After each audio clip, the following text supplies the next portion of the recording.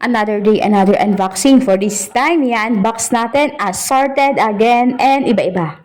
Okay, unang-una. Bumubungad, Beb, ito yung pinakamaliit muna. Pag yung mga ganito yung na-unbox, nagdadalawang isip na kami, naghuhulaan na kung ano to.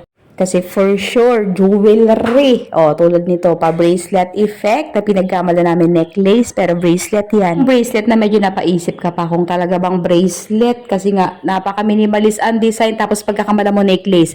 Pero isa na to necklace talaga. Ito yung pinaka-necklace na pa-cruise ang pinaka-pendant, tapos minimalist ang design, non-faded ang tarnish at hindi nangangalawang. Tapos ito na yata yung pinaka-paborito kong relo ngayon dahil nga naman pa leather effect yan. Unisex pa, tapos napakamura lang. Tapos itong isa may pa-box na kasama, may pa-libreng warranty card pa, of course, at adjuster. Tapos may paipit pang libreng strap. Yun talaga yung pinakapanalo doon, yung paipit na libre strap. Tapos napakaganda din ng galawan.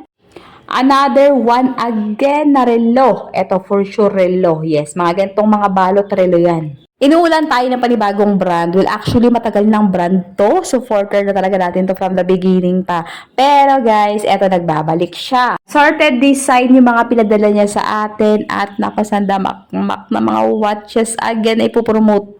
Tapos ito, nagpaipit ng isang relo sa atin from Sunpay again. Dalawang design pala yan. Ito yung design ng relo na talaga namang panalong-panalo. With the warranty, of course, may libre adjuster. Tapos, Beb, ay naku, mukhang mamahalin. Dalawang klase, magkaibang design. Ang pinaka-good lang talaga sa kanila, napakaganda ng pinaka-strap niya.